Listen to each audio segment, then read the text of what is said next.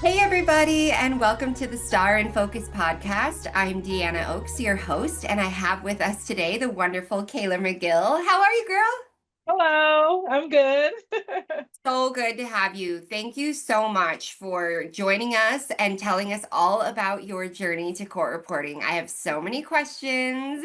You also have like your notary business and all kinds of stuff. You're wearing your bond t-shirt. So why don't we get started with you telling us how you got started? I don't know if you started with notary or in the court reporting sector, but Okay. tell me everything. Okay. Well, I definitely got started in the notary sector. I became a notary in 2014. And it was through a job that I had at the time. And then in 2017, I became a loan signing agent to, make some extra money on the side.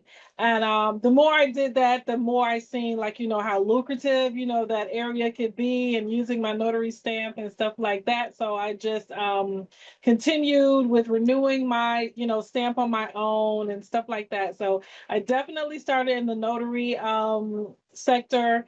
And then in 2021, I decided to leave the job that I was at. And I was there for 16 years. Oh, And wow. then I went full on like entrepreneur, independent contractor mode with loan signings. And so, and it was really, really good. I left, like I said, September 2021 is when I left. 2022 was like a good year with loan signings, kind of when I left. But then, or it started off good, I'll say that.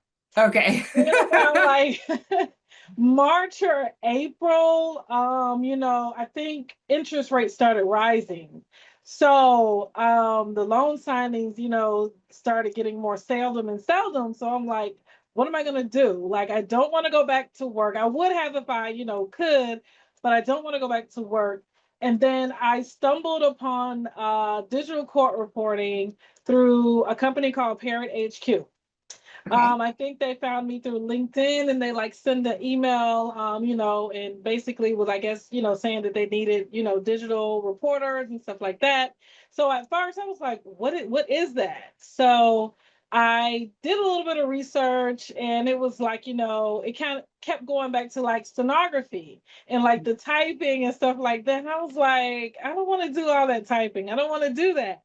But I don't remember reading that in the email that they sent. So I was like, I'm not even gonna worry about that. But then something told me to go back to the email. So I went back to it and I read it more in depth. And I'm like, well, it doesn't say that I have to do a lot of typing. Let me reach out to see, what it is that they're looking for. Yeah. So I reached back out, and they're the type of platform where they train you to work on their platform, which Oh, is great. perfect. And it was a great introduction into the world, and I am forever grateful, for them. And so that's kind of like how I got started. Okay. And then I was like, let me look further. Is there more I can do? Is there a certification? Can I become certified? Stuff like that. And Yeah. then I stumbled upon the Court Reporting Academy, which had like a course on digital court reporting and stuff like that and help you get certified. So I reached out and at the time I had reached out, they were like, if you wait a couple of days, it's going to go on sale and you can get the course at a fraction of the price or whatever. So I was like, okay, well, thank you. That's nice of you. So Yeah. I did that. And then like I think that June or something. No, no, yeah, August is when I took my certification. I think I reached out to them in June, and then in August is when I took my certification, Well, it and I only took passed. you 2 months to graduate and get certified? Yeah, it's about 10 weeks. The course is Wow. about 10 weeks. So yeah, so and I took the certification exam, and I passed the first time. Thank God. Yeah. Because we know it's very expensive. So I was thanking God once I passed that test. So, and then from there, I just started, like applying to different companies and stuff like that. But at the time, I wasn't producing my own transcripts. So the Court Reporting Academy introduced me to a company in South Florida that was training their digital court reporters to produce their own transcripts. So then that's how I started, like on a job training about on producing my own transcripts. And then, I ended up taking a course, a scoping course.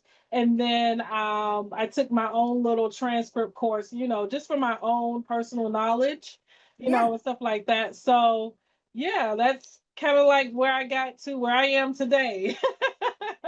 That's amazing. I am honestly so impressed that you were able to get through school and get your certificate in 10 weeks. I mean, I have told, our listeners and everybody who wants to know that it took me a million years. I was in school forever. Like I could legit be a Yeah. doctor. And it just took me so long. It was really, really hard for me.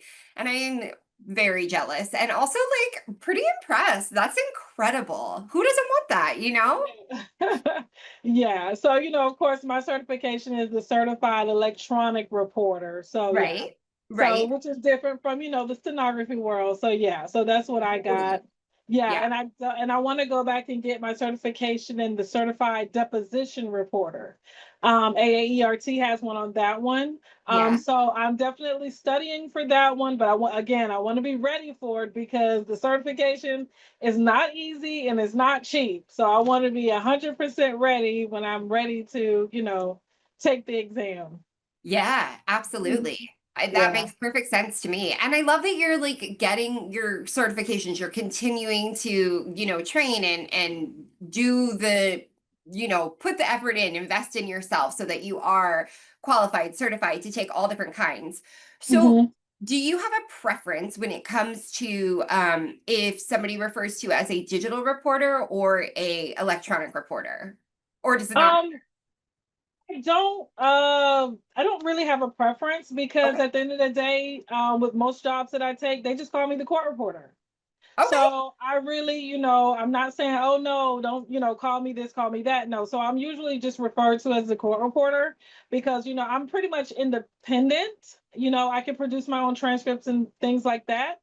So I work for a lot of agencies where, well, one lady, I'm her only digital court reporter, but I turn in the same, work that, her other employees Yeah. turn in. So she doesn't pay me anything different. She doesn't look at me any different. She's just like, as long as the job gets done, as long as I get my transcript, we're good. So again, Exactly. she calls me the court reporter. So no, I don't have a preference. I came in, into the digital court reporting, realm. So I don't, I'm not against the digital name, but I guess I just want the respect because it's Oh, like, for sure.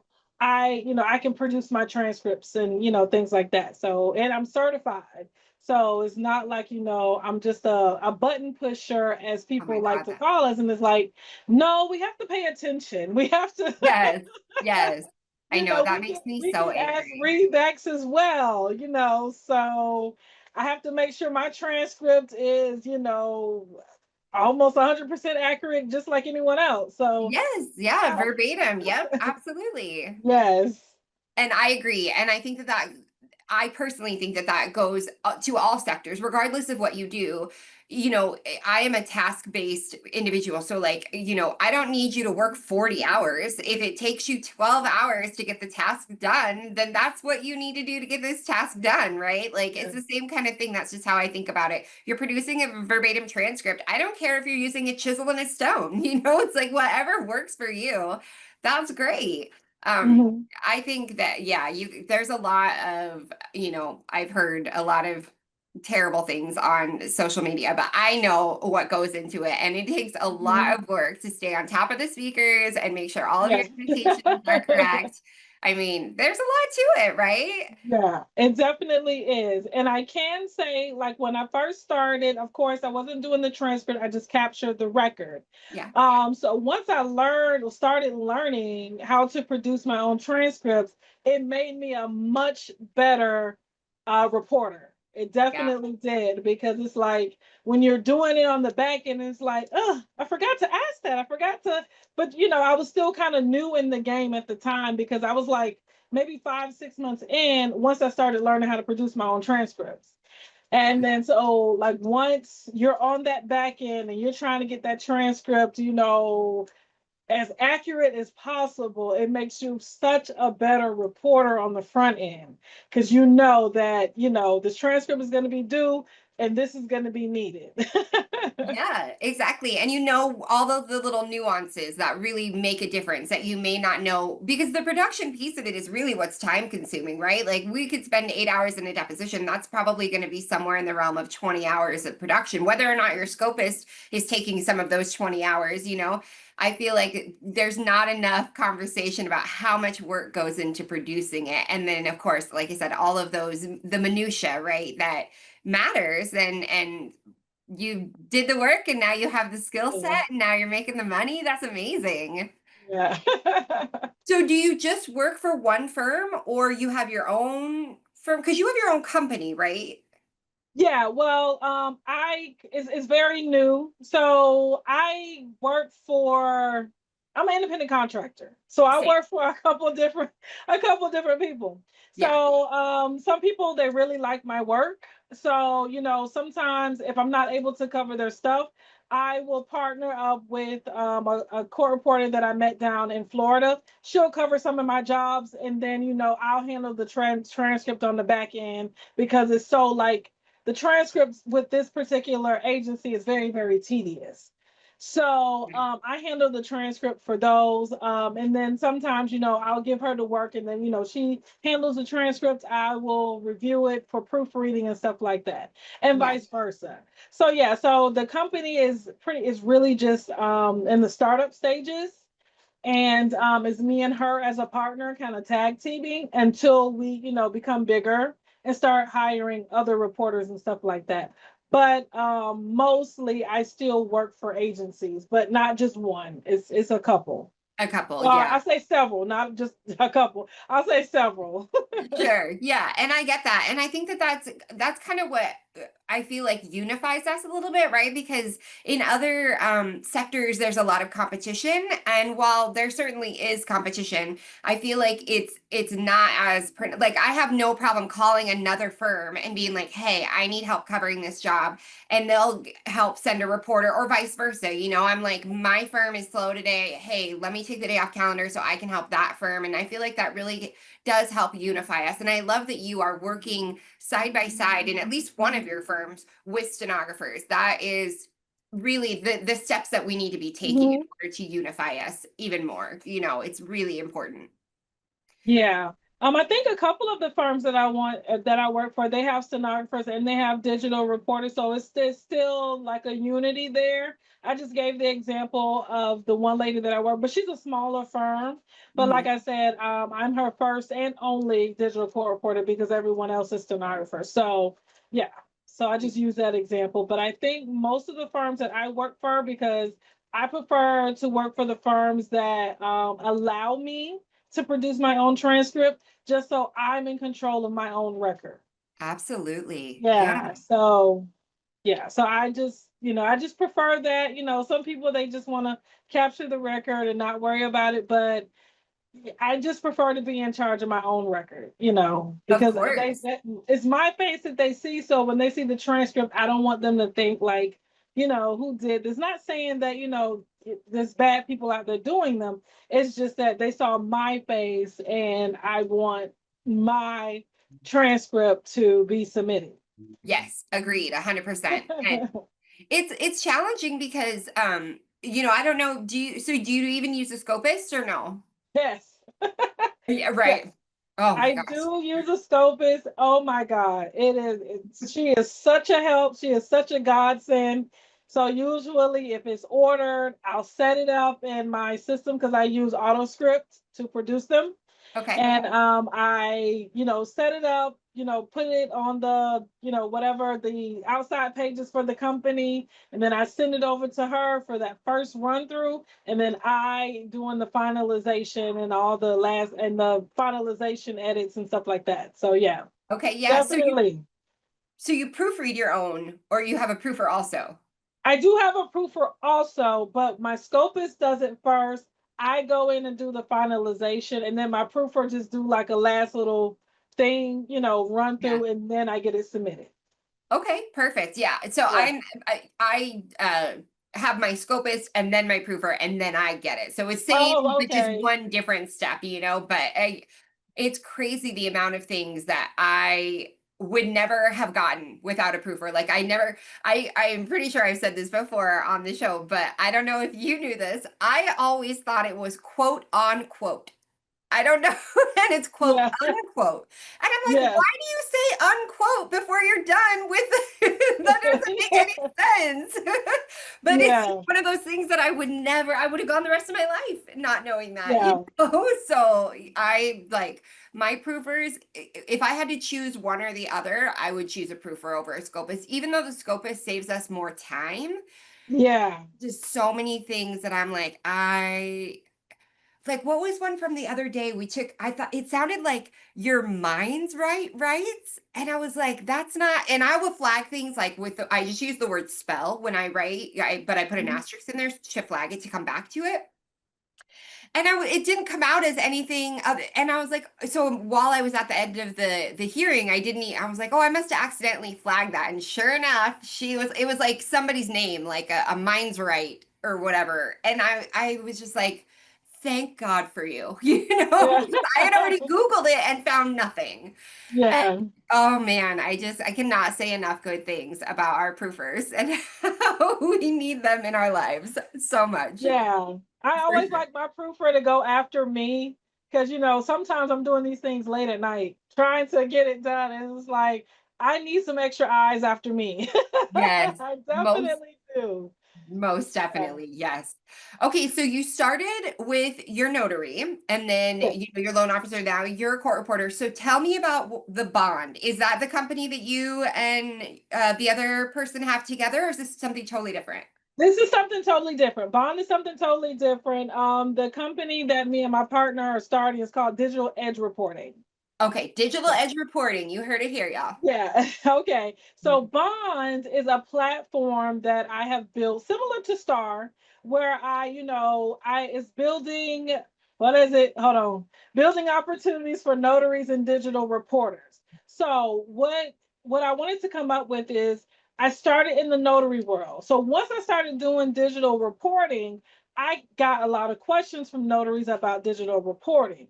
And then as I met other reporters, because they could have been stenographers, and I met a lot of people along the way, they Yeah. want to know about the notary world, how they can make extra money and stuff like that. So what I did was I wanted to build a community where I could bridge the gap between both worlds, where Okay. I interview people kind of like this right here, on the notary side, and I interview people on the reporting side, so that people who are a member, they can look at the videos, they can look at the interviews, they can look at the trainings to see what avenues they want to take to make extra money, especially if they are full-time entrepreneurs. Because, with court reporting, it gets really, really slow around the holidays. So I have to amp up on my loan signings during that time. So, Okay. it's just, if this is your only gig and this is your only job and there's no work out there, what else are you going to do to have some money coming in? Sure. So that was really the premise behind forming Bond. Okay. Interesting. So, but outside of maybe the holiday season, do you feel like there is a shortage of reporting work? Um, you mean like around the holidays, like it's not a lot of jobs? Or what do you No, I mean? just mean outside of the holidays, like in Oh, general. I'm outside. wondering, like, right, because I feel like No. I'm pretty busy, Yeah, right? I'm pretty busy. I'm pretty busy too. Like tomorrow I have an all-day deposition.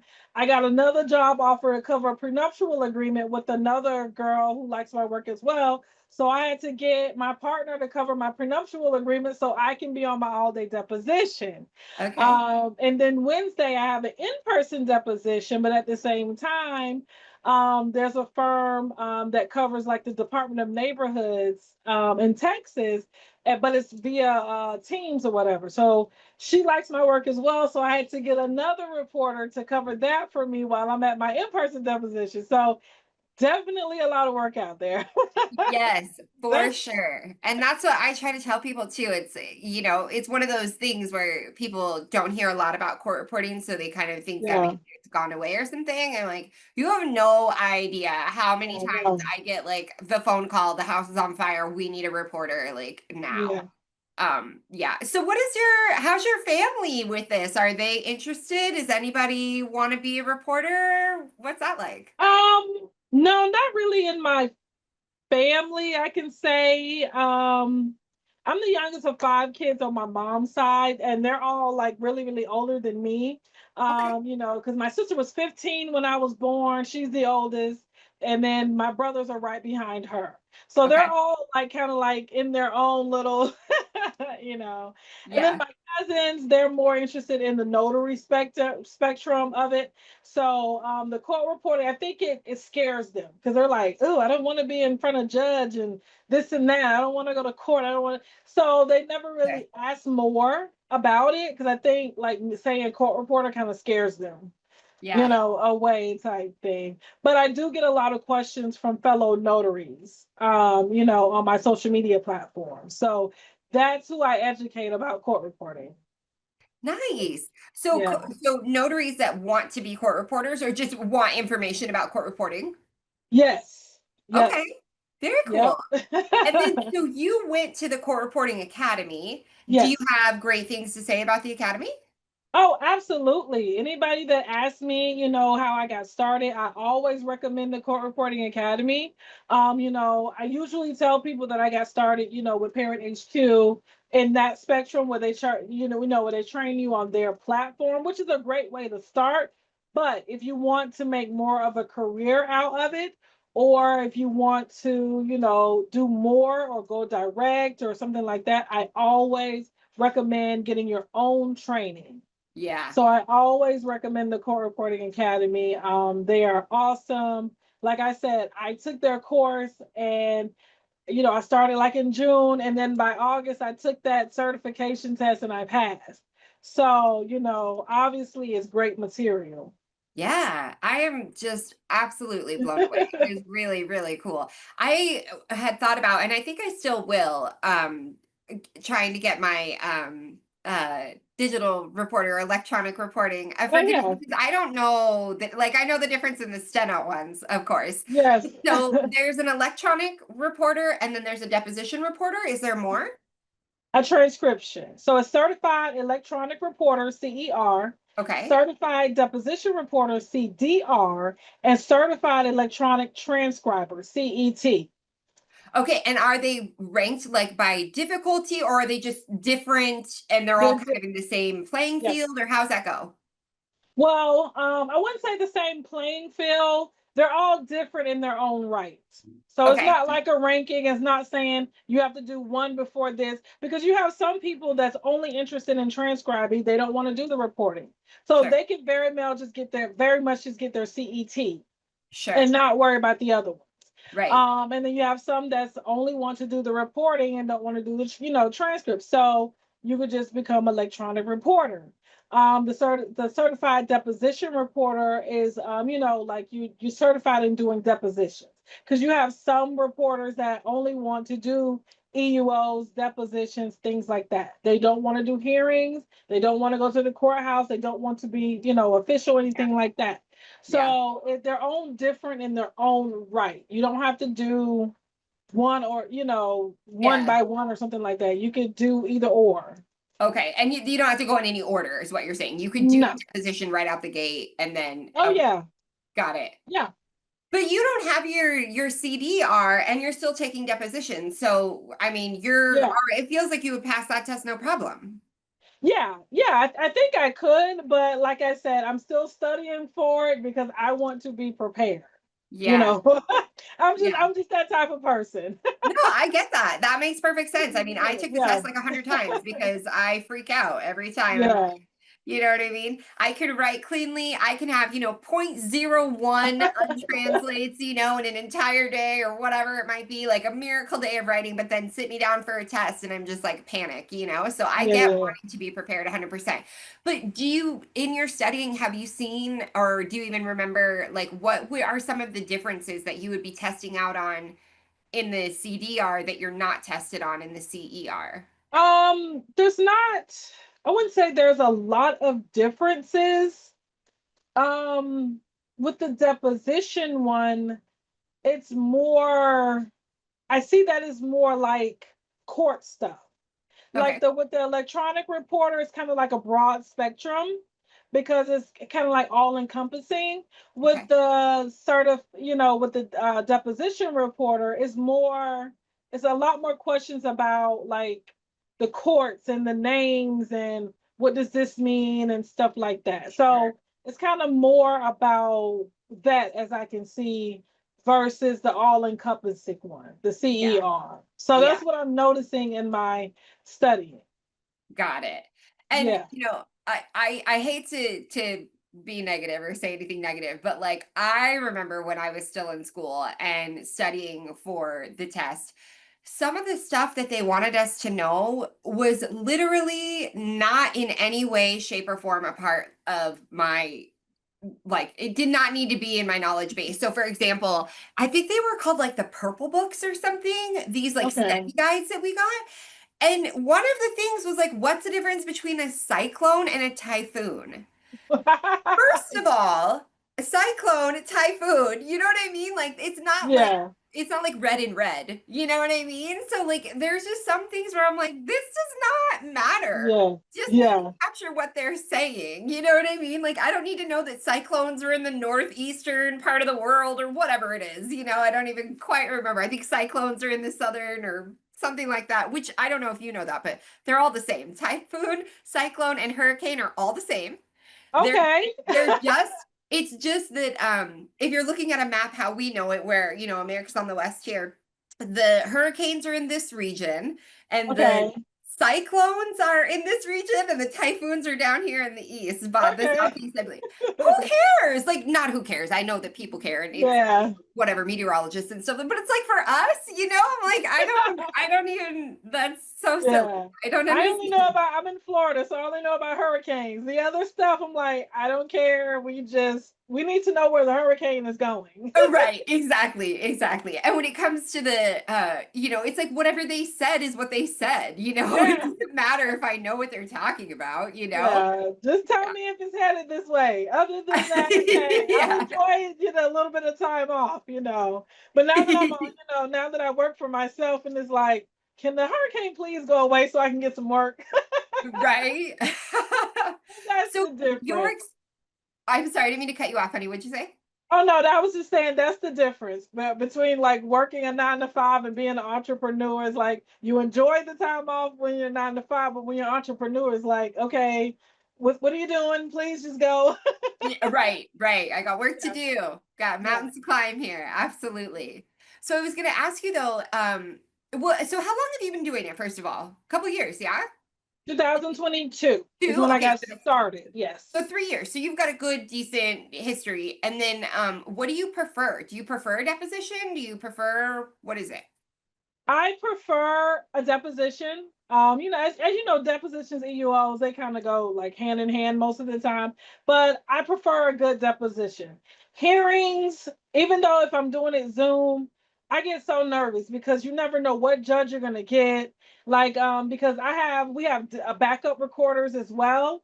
Because in this world you need backup. You have to get that record clear. Yeah. Whatever. So and sometimes they don't want the backup in there. Sometimes they're kind of like mean, and it's like, oh my God. Oh, So I'll take hearings, but it's like you never know what kind of judge you're gonna get. And it's like, especially in person, I'm like, I just get so nervous with the judge. mhm. So I'll do them, but I'm gonna have a little bit of anxiety. So I prefer depositions in person and remote. I prefer depositions across the board. I do like my little specialty work. I do have some specialty work. Like sometimes I do prenuptial agreements. Okay. Those are And you're cool. creating a record for that? Yeah, Okay. yeah. A fellow notary, she's a remote online notary. So the attorneys, they want a court reporter on. So if they don't have their own separate court reporter, what she'll do is she'll hire me as the court reporter. Yeah. And so I will get on and, cover the proceeding that way. And then sometimes I do adoptions where this lady, she does adoptions for prison babies. They're bittersweet, like, as moms that are pregnant in prison, they give birth and they want to give it up for adoption. So she'll call me and then I'll go. She comes to Ocala because she's in Jacksonville. And if she has a prison baby here in Ocala where I am, she'll call me. I'll meet her at the hospital. As a matter of fact, I just did one today. For a prison baby. Oh. So I do like my little specialty work as well, but I prefer a deposition over like the normal ones. Yeah, the deposition is my bread and butter too. And I feel like I like the deposition because it's generally more of the it's more structured in the like question answer. Whereas like Yes. hearings, you can have whatever 14, 25 people, who knows, and then everybody just wants to talk out of turn. And it's like, first of all, I Yeah. got to identify you before you know what I mean? Yeah, hearings can be challenging. In Zoom, Yeah. I feel like it's harder. I would rather It be in is. person for a hearing because at least then I can like I usually have like a map of like that I've written down of all of their names and then my keyboard, my identifiers go with the map, but like when it's on Okay. Zoom, somebody logs off or turns off their camera and then they're all scrambled again, or somebody's not using their camera and then they're just talking and I can't see them, so I don't know that they're the ones. I mean, yeah, it does create some challenges Yeah. hearings. Yeah, I agree with you. The anxiety is at all-time high on Zoom, especially when you see all those cameras popping up and it's like, oh my God. Yeah. So yeah, in person, I do agree is much easier because I don't think I can call it a map, but I do like to go around and write down the names as I'm going around so that I can look up and say, oh, okay, that's who that was type thing. So yeah, Yeah. yeah, you gotta have some type of structure or rhyme or reason, with that stuff. Yeah.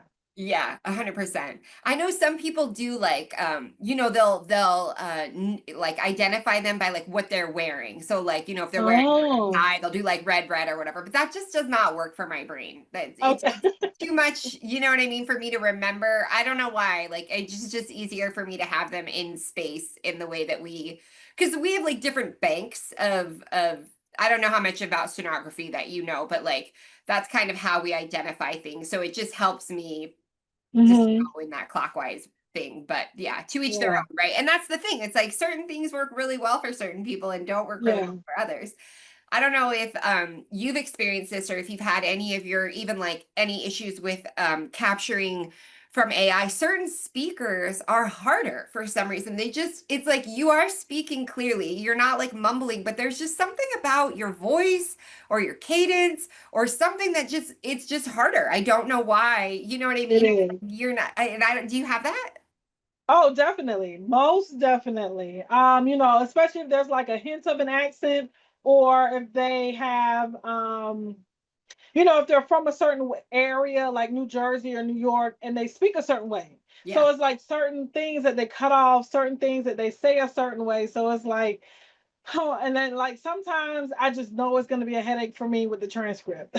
Yes. I just know it. And then you have some people, they want to speak as softly as they can. And it's like, oh my God, can you please speak? I just Yes.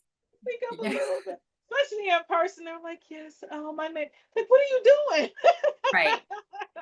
I try to remind myself that they are more than likely very nervous. Yeah. But I have gotten better. I'm a pretty outgoing person, but when it comes to this setting, certainly Yeah. in like the very beginning of my career, I was so anxious. I would not say anything to anybody like ever Yeah. about anything. And now I throw that. I'm like, absolutely not. Like Yeah. back it up. You're gonna What's have to happening speak here? up, Yeah. The only time I don't say anything if the person is like emotional about something. I Same. had one, a case where, the um someone had passed away and the girl's father was being blamed for the murder. So they were investigating her. And so she Oh, was so soft spoken, but I knew it was going to be a hard thing for her. yeah. And she really got emotional throughout. So, you have to have like certain, like I have like little speakers that can like, go on to them, stuff Yeah. like that.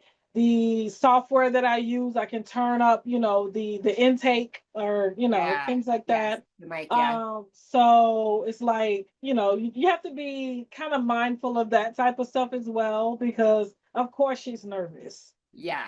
I mean, I would be too. I have to, she had to watch what she said and how she said it and stuff like that. So, I kind of try to be sensitive to that. But if it's just a wreck or something, as long as they're Right. not like, Yeah. I'll say, not a wreck. I'll say a fender bender, because some people do get really, really hurt with wrecks. So I don't want to, Totally. downplay that, because I've seen some things where people are really hurt. But like, if it's a fender bender, you can speak up. If you want Right. your money, speak up. Yes. Yes. Or breach of contract or something, right? And Yeah, it's like this millionaire suing this yeah. millionaire. You know what I mean? There's like, Those are the worst. The more I money agree. people have, the they I are the agree. worst. I hate to say that. I hate I to agree say with that. you. They are the worst. They are. I'm like, it's always a bunch of rich white dudes suing a bunch of other rich white dudes. I'm like, come on, you guys. And then the contract language is always the hardest part of it, right? Because it's like the heretofores and that's always the word that I identify. But contract language is intentionally confusing. Oh my God. Yes. It's like, Yes. so for me, the contract is that's I would probably honestly rather do medical than contract. Yeah. I I think would. It's medical, most of that stuff you can try and figure out or Google. It's not too many words like these words, especially with medical and stuff like that. But yeah, the richer the people are, like the more like, oh God, the more eye rolls I have. Like, yeah. Yeah. Yes. The internal eye roll for sure. yeah, For yeah. Of course, you have to the poker face. You have to be really, really good at poker face. It's like, oh, yes. okay. Yes. I have laughed a few times when everybody else has laughed, and I have cried in one deposition one time, and it was a medical malpractice wrongful death suit, and she was very obviously emotional and but otherwise I do try my best, but it can be hard. Have you had any situations where you've sort of broken out of your poker face?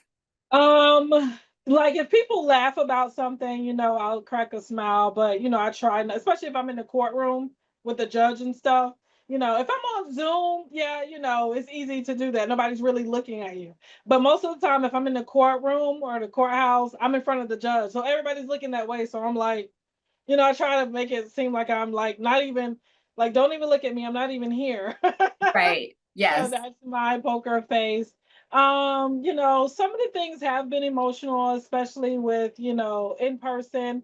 If it's a medical and somebody passed away. And then I did have one where it was pretty like a 4-hour deposition. And the things that they were talking about at the time, my mom was in the hospital. She had ultimately passed away at that, shortly after that. So it was like everything that they were saying that happened to this person when they ultimately passed away was happening real time with me in my life. Oh So my gosh. I didn't let it show, but it was really, really, it was really, really hard. You Yeah. know, really Yeah. hard. At that moment, my mom was at the hospital at that moment dealing with the things that that person dealt with that they passed away from. So it was, yeah, that was the most challenging for me because it was hitting home. Yeah, Hitting home. absolutely. How could it not, right? Like, how could Yeah. you not be So, affected by that? Yeah. Oh, I'm so sorry to hear that, love. That's hard. yeah. Do Yeah. you- So yeah. But yeah, so that's kind of like the only time that I can really remember. Everything else, I can't really, other than the girl I was saying where, the person that passed away and her dad was when she got emotional, we all were kind of like somber in there and, kind of like gave her time because I think it was a big case. I didn't recognize the names and stuff, but I think it was a big case. Yeah. Yeah. So do you Yeah. do a lot of criminal?